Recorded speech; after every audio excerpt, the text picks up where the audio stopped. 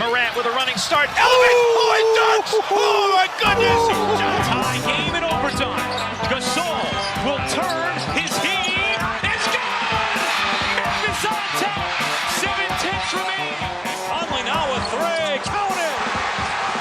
A 15-point lead for Memphis. And Blake Griffin gets into it on the floor with Randolph. Hard to tell if there are any punches being thrown under there, but Griffin took acceptance. Adams going long. Morant.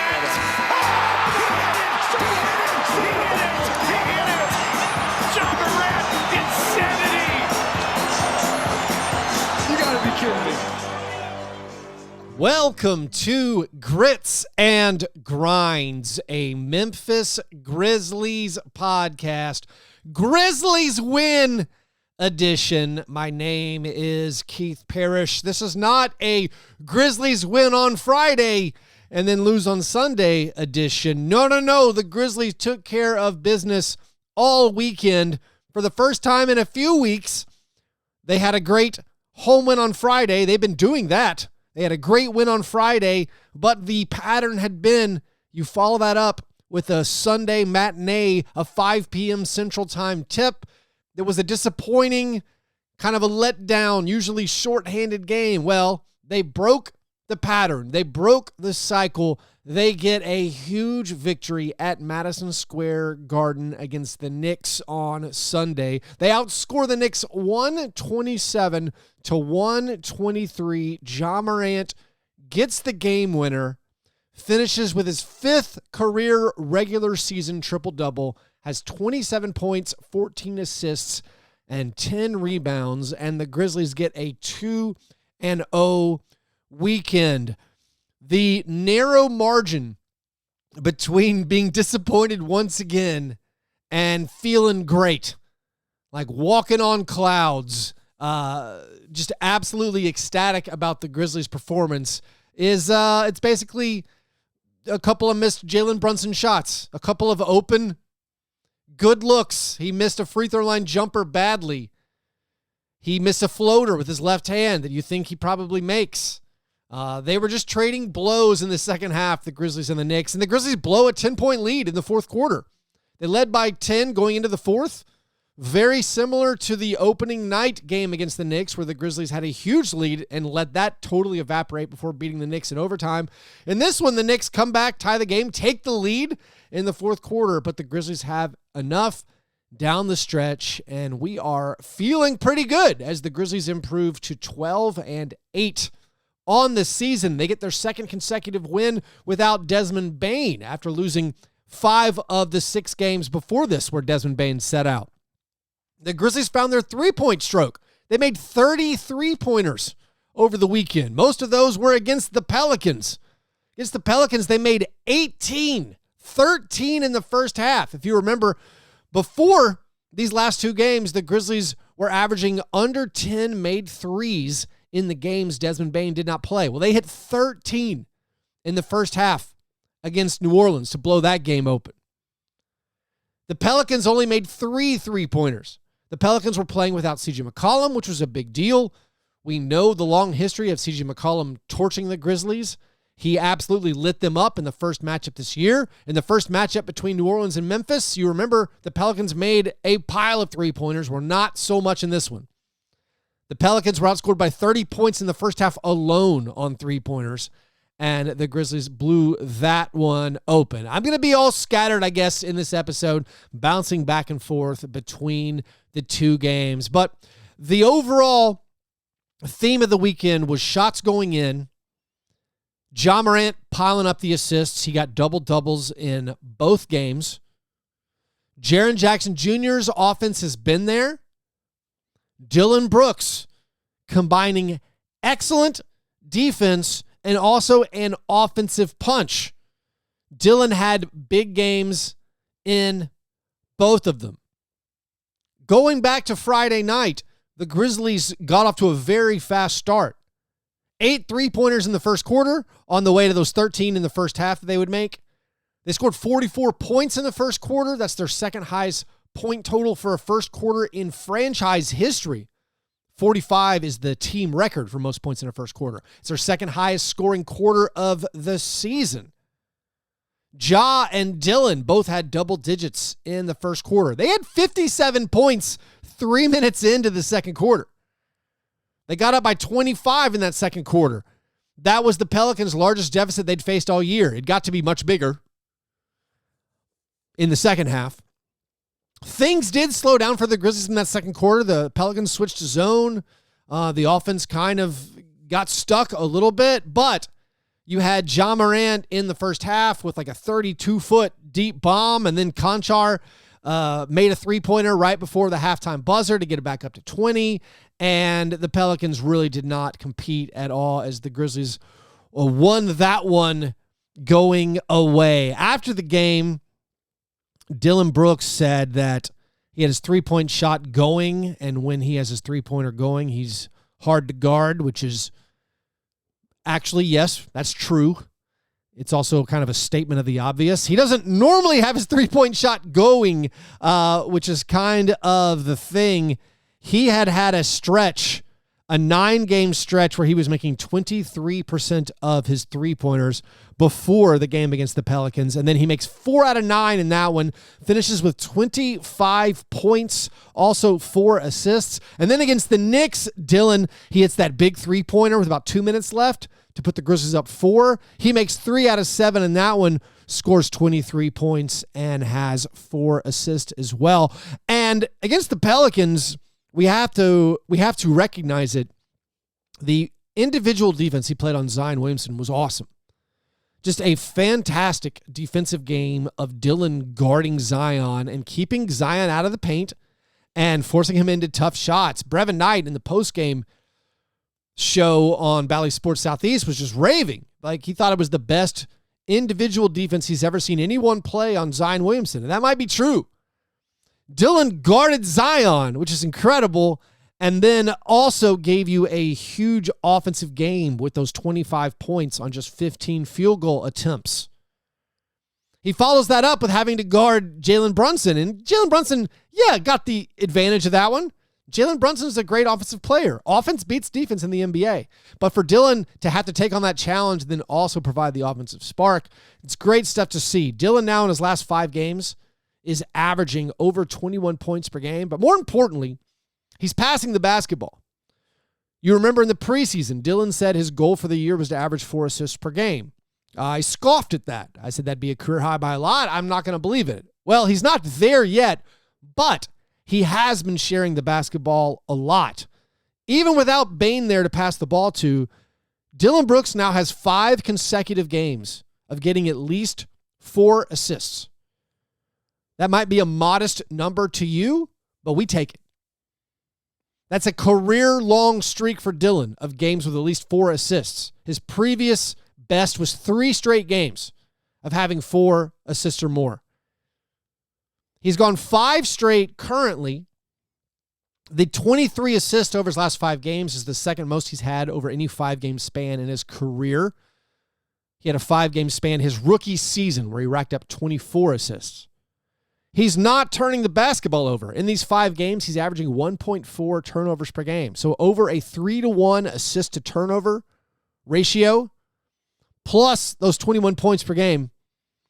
And the three-point shooting has picked up a little bit in the last 2 games. Now, the three-point shot is not all there over these 5 games. The field goal percentage isn't ideal. But you take it from Dillon if he's looking for his teammates. And some of these passes were excellent. Like, some of them are, you're finding a three-point shooter. Maybe it's an easier pass. But a lot of them are good reads to these three-point shooters. Some of them are really nice bounce passes to guys who are rolling. Saw some good 2-man game between Dillon Brooks and Steven Adams. Steven Adams also had a really good last 2 games. Posts double-doubles in each one of the last 2 games. Has started making a few more of his free throws. I mean, we're not ready to throw a parade for Steven Adams' free throw shooting, but it's ticking up a little bit. I mean, 5 for 11 in his last 2 games. He made 4, which is a season high against the Knicks. Yes, it was on 9 attempts, but we'll take it. But Steven Adams in his last 2 games averaging 15.5 points per game and 10.5 rebounds per game. He's scored 15 or more in 3 of his last 4 games. The 16 points he had against the Knicks, that's a season high. So Steven Adams doing a little bit more on the offensive end. In these last 5 games where Dillon Brooks has at least 4 assists, he's averaging 21.8 points per game, 4.6 assists. It's the second time in Dillon Brooks' career he's had a 5-game span with at least 100 points, 20 rebounds, and 20 assists. Dillon's been playing really well, showing his value to this team. Jaren Jackson Jr., who against the Pelicans got most of his points in garbage time, he scored 20 points, had 3 blocks, made 2 out of 3 3-pointers, but 13 of those points were in the fourth quarter when the game was already out of reach.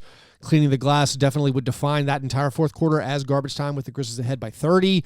But they said, Taylor Jenkins said after the game that Jaren was playing to get his minutes load up. They're ramping him up. They're trying to get him in better game shape. There's no substitution. Taylor Jenkins said for actual gameplay to get your aerobic stamina back where it needs to be.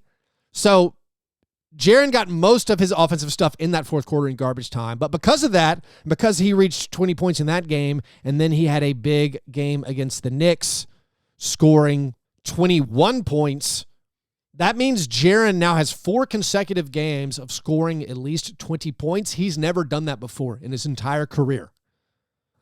And it's not that he's been like superb on the offensive end. I find that actually really encouraging. He's scored over 20 points in 4 straight games, and none of them are games where you're like, oh, he was really on fire or he had it all working. He's just grinding out points. He's using his length on these drives and his strength. He's getting to the rim on his dribbles. He did that a lot against the Knicks, especially when Mitchell Robinson was not on the court. Mitchell Robinson had a very significant impact on this game for the Knicks and protecting the rim. But Jaren was getting to the bucket. He got to the foul line against the Pelicans. He made some threes, finishes with 21 points. And this is the dream. The Knicks game was the first game all season he hasn't blocked a shot.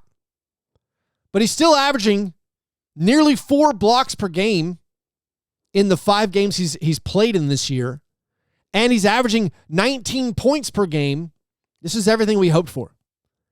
If the offense continues to develop, if he gets a little more comfortable with his Euro steps and with his drives to the bucket, gets his footwork a little cleaner, if he makes more 3-pointers, you're talking about a 20-point per game score. So a great stretch of play from Jaren Jackson Jr. I mean, if you throw out that first offensive game where, he really struggled from the field, missed all of his 3-pointers, the offensive numbers are obviously even better. Maybe the most encouraging thing, if you're going to take maybe one stat out of the Grizzlies' first 20 games and one thing looking at Jaren Jackson Jr., yeah, he's only played 5 games. In those 5 games, when Ja and Jaren have been on the court, and if you want to make it a cleaner stat to repeat to people to really impress them, this season, when Ja Morant and Jaren Jackson Jr. are on the court together, the Grizzlies have a plus 33 net rating. That's everything we hoped for. Before even we dreamed of Desmond Bane, before Desmond Bane was a twinkle in my eye. The thought was the pillars for the Grizzlies going forward, we're talking about like 3-4 years ago, the pillars going forward, Ja Morant and Jaren Jackson Jr. Well, Desmond Bane arrived. Desmond Bane became the Grizzlies' second best player. But now, Bane's been out, we got Jaren back, and the minutes where Ja and Jaren have been on the court together have been great for the Grizzlies. Lots of success so far. Also, by the way, just when Jaren's on the court, things are working. Jaren and Steven Adams together so far this year, the Grizzlies are plus 35.8 points per 100 possessions. They have a 94 defensive rating when Jaren Jackson Jr. and Steven Adams are on the court.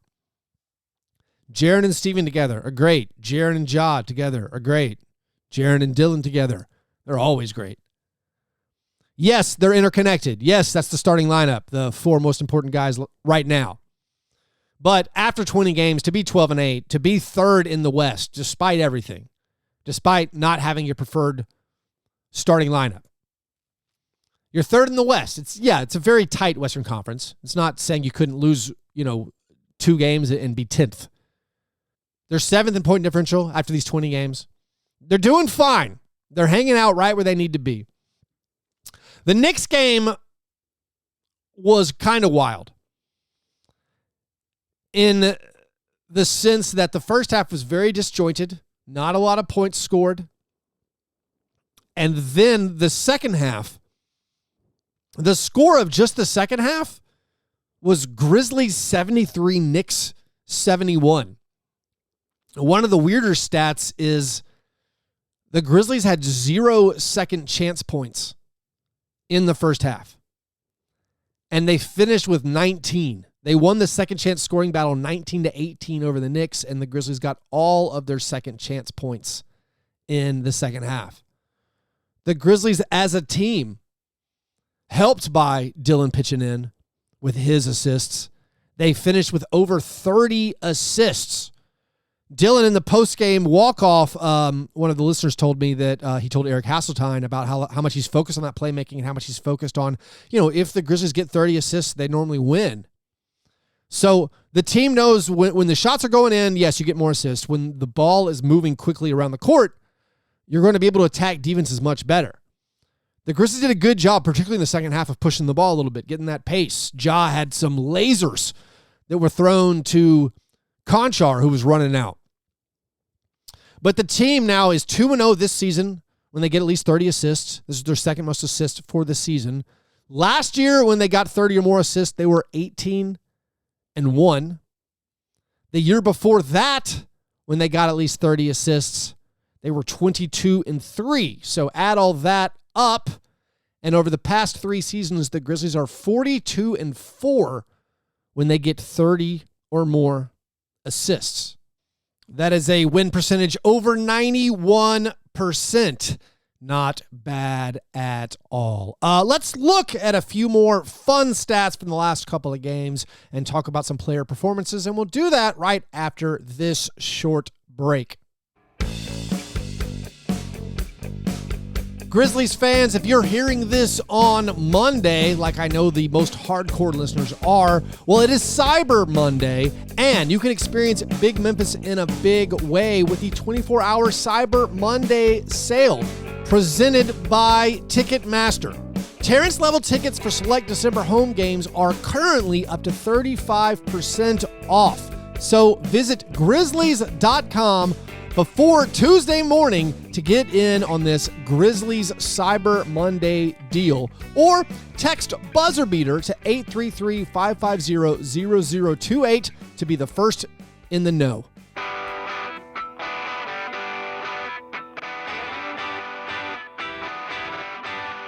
Okay, against the Knicks, the close victory over the Knicks, Ja Morant's 14 assists ties his career high.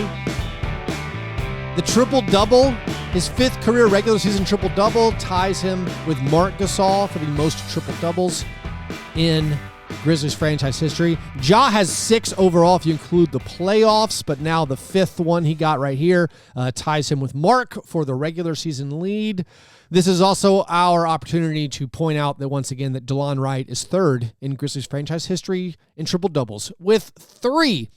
And he only played 26 games as a Grizzly. Turning it back to the game against the Pelicans, I like highlighting this particular matchup. I'm talking about Steven Adams against our former Grizzlies center, Jonas Valanciunas. The updated tally is painful to look at if you have any fond feelings towards Jonas Valanciunas. In the last 4 games that Jonas has played against Steven Adams and the Grizzlies, Jonas is averaging 6 points and 2.3 rebounds per game. He also averages 3 turnovers per game. In the last 4, I'm talking about 9 total rebounds for Jonas Valanciunas. 12 total turnovers. In all 6 matchups that the Pelicans and Grizzlies have played, where Jonas and Steven Adams went head-to-head, in those 6 games, Jonas Valanciunas is averaging under 10 points per game, 9.7, and he's averaging under 4 rebounds, and he's averaging 3 turnovers. It just has not gone Jonas's way when the Grizzlies and Pelicans match up. Now, the team success, the Pelicans have won a couple of those games. The Grizzlies have won 4 of them. It's not like Steven Adams has been lighting the world on fire with his stats, although he did have a nice double-double against the Pelicans on Friday night. But Adams really negates Jonas Valanciunas, and it's been a tough go for poor Jonas against the Grizzlies. In the last 5 games, I think it's worth noting that John Konchar has been playing incredibly well. He's averaging 12.8 points per game and 8.4 rebounds per game and 2.6 assists per game. For the season when Konchar starts, he averages nearly 11 points at 10.7 points per game and 7.3 rebounds per game. The Grizzlies are just 5-6 when Konchar starts, but that's less about John and more about missing Dillon Brooks and or Desmond Bane. One thing about Konchar's game that has been a barometer for Grizzlies wins and losses is his three-point shooting. Konchar shoots 50% from 3 in Grizzlies wins and just 32% in losses. Over the past few games, you've seen David Roddy make more of his three-pointers. He's hit 35% of his three-pointers in the last 5 games.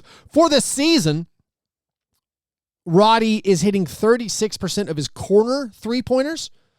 All other threes, the above the break ones, not very good. He's 9 for 38, just 24%. So he's up to 29% from 3 on the season, but I think you're seeing his particular role is to stand in the corner and knock down those corner threes, and he's been doing that at a pretty solid rate. And I think we can be optimistic that that will keep going up. Santi Aldama, he's been moved to the bench with Jaren Jackson Jr. returning, and he's still delivering, but I thought it was notable and worth a mention, something he did in the fourth quarter against the Knicks that was kind of a big play where he baited Julius Randle into 2 fouls. Julius Randle, I guess maybe not giving Aldama the respect of, or Randle thinking he could probably dominate Aldama, starts guarding him really, really closely and pushing him around. And Aldama is just like, okay, you have your hand on me. I'm going to do a rip-through move and get a foul called on you. And then Randall's just talking to him, and I guess Aldama's talking back, and they're very, very close. And Aldama does a swim move that a defensive end might do, trying to get a quarterback sack. He goes up under Julius Randle's arms while they're talking, while they're kind of jawing. This is on an inbounds pass, and he gets the foul call on Randle. It's an away from the play foul, so the Grizzlies get a free throw and the basketball. I just thought it was really great poise from Aldama to kind of get the upper hand on Julius Randle by just doing crafty veteran type things by drawing these fouls on Julius Randle. Brandon Clark, he hasn't been playing that much. He did have a double-double against the Pelicans. A lot of that was in garbage time. He has had some very nice alley-oop finishes in the past couple of games. He's not playing that many minutes. The Brandon and Jaren combo is not totally clicking quite yet.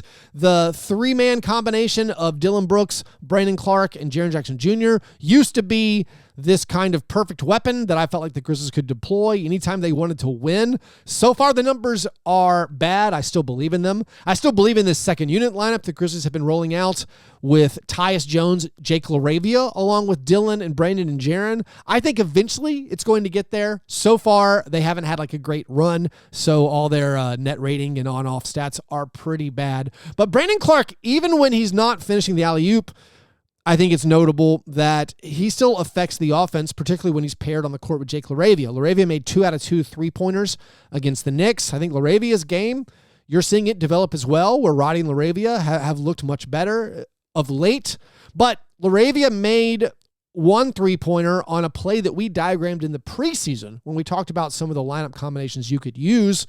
And it was whenever Brandon Clark is involved in the primary action as a screener and then he rolls to the bucket, if LaRavia's on the court, LaRavia's man is almost always going to help off. And we saw this happen exactly against the Knicks. Brandon Clark sets a screen for Dillon Brooks. And again, this is Dillon Brooks as the playmaker. Dillon Brooks gets the screen from Brandon Clark. Brandon Clark rolls hard towards the basket. LaRavia's man pinches in a little bit. Brooks does it to LaRavia for an open corner three-pointer. That is the way it is supposed to work. That is the ideal usage of Jake LaRavia, and that is, again, the philosophical reason why the Grizzlies wanted to get a shooter on the team, get more shooters on the team, like they moved on from Kyle Anderson. They wanted to be able to do this kind of offense, and we saw it specifically in the second half against the Knicks. Finally, speaking of philosophical things, I thought it was funny in the fourth quarter against the Knicks. The Grizzlies went into their time-wasting mode again, and this is now, I think you could open a debate whether it's valuable or not. As the Grizzlies blow these leads in fourth quarters where Ja Morant's letting the clock run and they're rolling the ball in bounds, like, does it make sense to do it when you're up 3 with 5 minutes left? I don't know. Maybe it's good. We also saw them do it again when they were up 1. And then Jaren, once the Knicks finally took the lead on a Cam Reddish three-pointer, Jaren rolls it in for the time wasting again, and Ja yells at him hey, we're losing now. So I don't know if it makes that much sense to keep burning the clock down. Maybe it does. Just trust Ja, I guess, is a good argument to fall back into. But it's kind of funny when the Grizzlies go into the extreme time wasting when it's a close game. If you're up by 10, yeah, perfect. Makes a lot of sense. If there's 3 minutes left and you're up by 5, okay, got it. If there's 10 minutes left and you're up by 5, I don't know. Maybe keep playing and maintaining your rhythm, your offensive rhythm that you have going. But again, that's a philosophical debate. I do not know the right answer. I just thought it was interesting to see the Grizzlies continue to do the time-wasting thing, even as the Knicks kept cutting into the lead. Anyways, the Grizzlies play the Timberwolves on Wednesday night. The Timberwolves have been playing much better recently. That's obviously I call it a rivalry game, so a big game against the Timberwolves on Wednesday, and the Grizzlies are back home on Friday night to welcome in DeAnthony Melton and the Philadelphia 76ers. So I would say it's a good week to get healthy for the Grizzlies.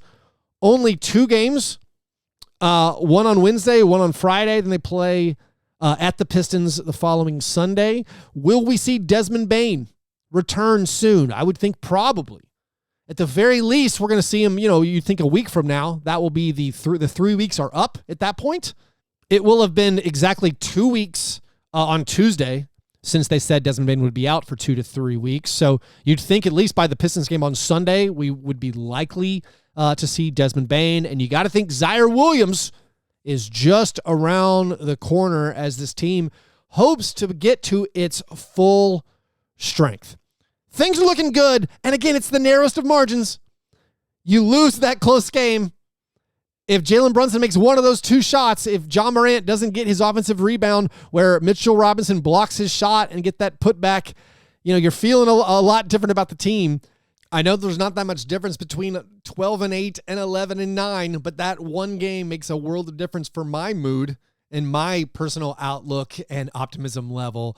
I know it's silly when I say it out loud, but man, one game makes a big difference. But the Grizzlies, when healthy, I think we can still be confident they're one of the best teams in the Western Conference, and we just hope that health comes sooner rather than later.